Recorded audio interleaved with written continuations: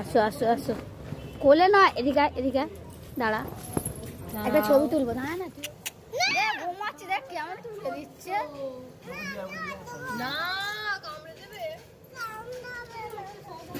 দেখো বন্ধুরা, এখানে একটা কুকুরকে নিয়ে এরা এত, দেখো দেখো দেখো, একে দেখো, দেখো এই দেখো এই দেখো, সবাই মিলে একটা কুকুরকে নিয়ে কি করছে। নিয়ে তো কেউ যাবে না বাড়িতে, খালি আদর করবে। আমি বাদ যাবো ওখানে।